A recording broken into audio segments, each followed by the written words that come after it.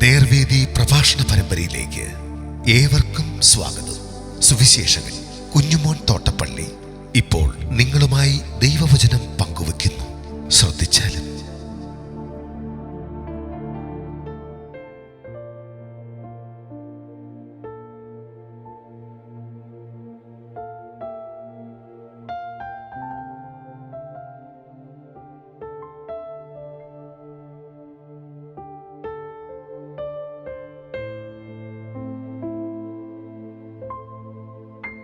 മീഖായുടെ പ്രവചനം 7-ാം അധ്യായം. ഞാൻ വായിക്കുന്നു. എനിക്ക് അയ്യോ കഷ്ടം, പഴം പറിച്ച ശേഷം എന്ന പോലെയും മുന്തിരിപ്പഴം പറിച്ച ശേഷം കാലാ പെറുക്കുന്നത് പോലെയും ഞാനായല്ലോ.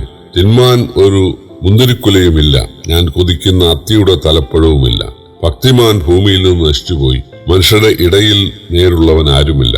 അവരൊക്കെയും രക്തത്തിനായി പതിയിരിക്കുന്നു. ഓരോരുത്തൻ താന്റെ സഹോദരനെ വലവെച്ച് പിടിപ്പാൻ നോക്കുന്നു. ജാഗ്രതയോടെ ദോഷം പ്രവർത്തിക്കേണ്ടതിന് അവരുടെ കൈ അതിലേക്ക് നീണ്ടിരിക്കുന്നു. പ്രഭു പ്രതിഫലം ചോദിക്കുന്നു, ന്യായാധിപതി പ്രതിഫലം വാങ്ങി ന്യായം വിധിക്കുന്നു. മഹാൻ തന്റെ മനസ്സിലെ ദുരാഗ്രഹം പ്രസ്താവിക്കുന്നു. ഇങ്ങനെ അവർ പിരിമുറുക്കുന്നു.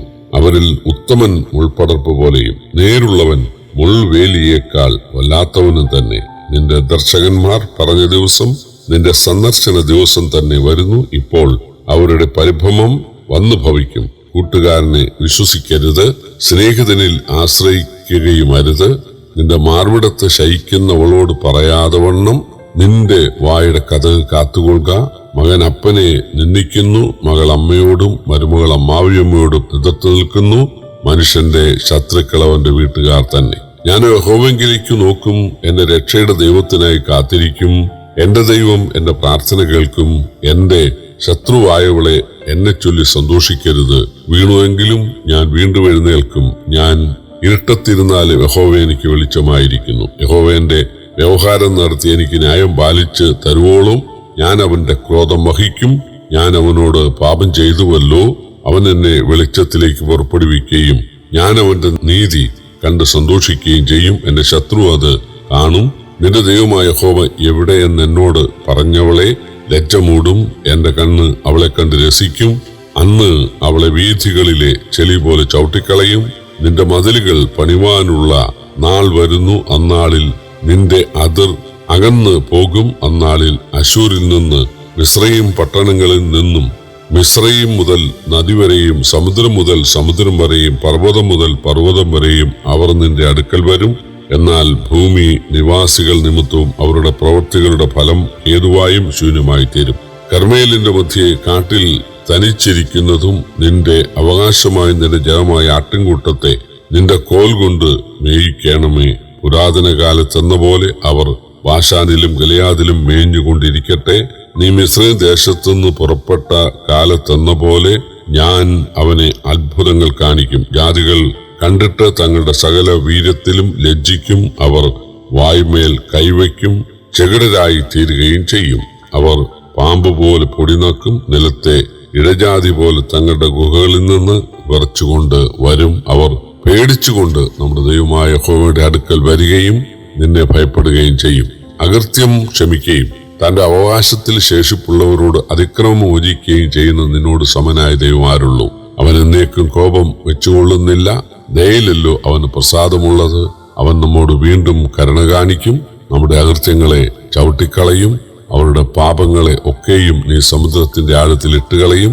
പുരാതന കാലം മുതൽ നീ ഞങ്ങളുടെ പിതാക്കന്മാരോട് സത്യം ചെയ്തിരിക്കുന്ന നിന്റെ വിശ്വസ്തത നീ യാക്കോബിനോടും നിന്റെ ദയ അബ്രഹാമിനോടും കാണിക്കും. മനുഷ്യന്റെ ശത്രുക്കൾ അവന്റെ വീട്ടുകാർ തന്നെ എന്ന് യേശു പറഞ്ഞു.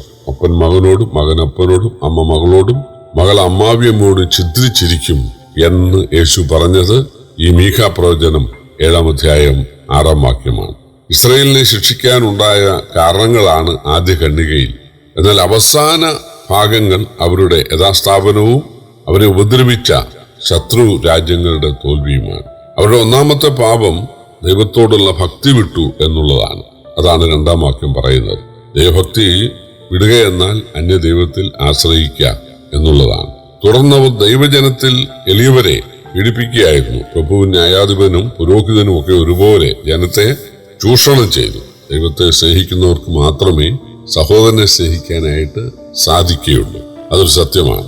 ഇവിടെ സംഭവിച്ചത് ഒരു വീട്ടിലുള്ള ആളുകൾ പരസ്പരം ചതിക്കുന്നവരായിരുന്നു എന്നാണ്. അതിന്റെ ആത്മീയ അർത്ഥമാണ് യേശു പറഞ്ഞത്. 7-ാം വാക്യത്തിൽ നാം വായിക്കുന്നത്, ഞാനോ യഹോവയെങ്കിലേക്ക് നോക്കും. പ്രിയപ്പെട്ടവരെ, ഏതൊരു കാലത്തും അങ്ങനെ വ്യക്തിപരമായി ദൈവത്തോട് ബന്ധമുള്ള ആളുകൾ ഉണ്ടാകണം. യോശുവ പറഞ്ഞു, ഞാനും എൻ്റെ കുടുംബവുമോ ഞങ്ങൾ യഹോവയെ സേവിക്കും. പൗലൂസ് പറഞ്ഞു, ഞാനോ ഇപ്പോൾ തന്നെ പാനീയയാഗമായി ഒഴിക്കപ്പെടാൻ പോകുന്നു. മറ്റുള്ളവർ എങ്ങനെ ആയിരിക്കും എനിക്കത് വിഷയമല്ല. 5-ാം സങ്കീർത്തനത്തിലുണ്ട്, ഞാനോ നിന്റെ കൃപയുടെ ബഹുത്വ പ്രകാരം നിന്റെ ആലയത്തിലേക്ക് ചെന്ന് നിന്റെ വിശുദ്ധ മന്ദിരത്തിന് നേരെ നിങ്ങളുടെ ഭക്തിയോടെ ആരാധിക്കും. അങ്ങനെയുള്ള ആളുകളെയാണ് കർത്താവ് ആഗ്രഹിക്കുന്നത്. വ്യക്തിപരമായി ദൈവത്തോട് ബന്ധം വേണം. അല്ലാതെ അപ്പൻ മാനസാന്തരപ്പെട്ടു, അപ്പൻ സഭയിലെ ചുമതലപ്പെട്ട ആളാണ്, അമ്മ വളരെ ഭക്തയാണ്, ഇതുകൊണ്ട് നമ്മൾ അഭിമാനം കൊള്ളരുത്, അതിൽ തൃപ്തിപ്പെടരുത്. അപ്പന്റെ അതേ ദൈവത്തെ, അമ്മയുടെ അതേ ദൈവത്തെ സ്നേഹിക്കാൻ നമുക്ക് സാധിക്കണം. ആ ദൈവത്തിനു വേണ്ടി, ആ ദൈവഭക്തിക്ക് വേണ്ടി പാപങ്ങളെ ഉപേക്ഷിക്കാൻ നമുക്ക് സാധിക്കണം. ദൈവവചനം വായിക്കാനും ധ്യാനിക്കാനും മാത്രമല്ല, അത് മറ്റുള്ളവരെ പഠിപ്പിക്കാനും ആ ദൈവവചനത്തെ അനുസരിച്ച് ജീവിക്കാനും നമുക്ക് സാധിക്കണം. കേവലം ഒരു മതത്തിന്റെ സമുദായത്തിന്റെ ഒരു അംഗം എന്നുള്ള നിലയിൽ മറ്റു മതങ്ങളിലുള്ളവർ ജീവിക്കുന്നത് പോലെ ജീവിച്ചിട്ട് കാര്യമില്ല. ഞാനെന്ത് ചെയ്യും? വ്യക്തിപരമായി ഞാനും എൻ്റെ ദൈവവുമായിട്ടുള്ള ആ ഒരു ബന്ധം, അതാണ് 7-ാം വാക്യം പറയുന്നത്. 7-ാം വാക്യത്തിന്റെ അവസാനം വായിക്കുന്നത്, എല്ലാവരും ന്യായവിധി ഹേതുവായി ദൈവത്തോട് നിലവിളിക്കാൻ തയ്യാറാകുകയാണ്. അതായത് അശൂരിൽ ദൈവം ഇസ്രായേലിനെ കൊണ്ടുപോയി പീഡിപ്പിക്കുന്ന സമയത്ത് അവര് ആ ബാലശിക്ഷയാൽ അനുദപിക്കുകയാണ്, ദൈവത്തെങ്കിലേക്ക് നോക്കുകയാണ്, ദൈവത്തോട് പ്രാർത്ഥിക്കുക. അതിനാൽ ദൈവം ശത്രുക്കളെ അമ്പരപ്പെടുത്തിക്കൊണ്ട് ഇസ്രായേലിനെ സ്വദേശത്തേക്ക് മടക്കി വരുത്തുകയാണ്. അശൂരിലും ബാബേലിലും അതുപോലെ മറ്റു രാജ്യങ്ങളിലും പീഡാകാലത്ത് ഓടിപ്പോയി പ്രാണരക്ഷാർത്ഥം ഓടിപ്പോയ ഇസ്രായേൽ അതാത് രാജ്യങ്ങളിൽ നിന്ന് തിരിച്ചു വരികയാണ്. അക്കാലത്ത് ഇസ്രായേലിന്റെ സഹായം തേടി ശത്രു രാജ്യങ്ങൾ വരത്തക്കവണ്ണം ദൈവം ഇസ്രായേലിനെ ഉയർത്തുമെന്നാണ്. മറ്റ് രാജ്യങ്ങളൊക്കെ, ഒരു കാലത്ത് ശത്രുക്കളായിരുന്ന രാജ്യങ്ങളൊക്കെ ഇസ്രായേലിൽ ദൈവമുണ്ട്, ദൈവമാണ് അവരെ സഹായിക്കുന്നത് എന്ന് മനസ്സിലാക്കി ഇസ്രായേലിനോട് ഐക്യദാർഢ്യം പ്രഖ്യാപിക്കും എന്നാണ് മീഖായുടെ പ്രവചനം അവസാന അധ്യായം പറയുന്നത്. ദൈവത്തിന്റെ സ്നേഹത്തെയും ക്ഷമയെയും ഇതുപോലൊരു ദൈവമില്ല. ഇതുപോലെ ക്ഷമിക്കുന്ന ദൈവം മറ്റു പുറജാതികളുടെ സങ്കല്പത്തിൽ പോലുമില്ല എന്ന് പറഞ്ഞുകൊണ്ട് ഈ 18 മുതൽ 20 വരെയുള്ള വാക്യങ്ങളോടുകൂടെ ഈ അധ്യായം അവസാനിക്കുകയാണ്. പ്രിയപ്പെട്ടവരെ, കർത്താവ് വരികയും ദൈവരാജ്യം സ്ഥാപിക്കുകയും ചെയ്യും. ഇസ്രായേലിലെ യെരൂശലേം ആസ്ഥാനമാക്കി കർത്താവ് തന്നെ വലിച്ചഴിച്ചു കൊണ്ടുപോയി മുൾമുടി ധരിപ്പിച്ച് നഗ്നനാക്കി കുരിശിച്ച അതേ സ്ഥലത്ത് പൊന്മുടി ധരിച്ചുകൊണ്ട് ചെങ്കോൽ പിടിച്ചുകൊണ്ട് വെള്ളക്കുതിരപ്പുറത്ത് മഹാരാജാവായി ദൈവരാജ്യം സ്ഥാപിക്കാൻ യേശു വരും. അതാണ് ഈ പുസ്തകം പഠിപ്പിക്കുന്നത്. കർത്താവ് നമ്മെ സഹായിക്കട്ടെ ദൈവരാജ്യത്തിനായിട്ട് ഒരുങ്ങുവാൻ. ദൈവം നമ്മെ ഇടയാക്കട്ടെ. കർത്താവിന്റെ വലിയൊരു നാമം ഇന്ന് വന്നേക്കും വാഴ്ത്തപ്പെടുമാറാകട്ടെ.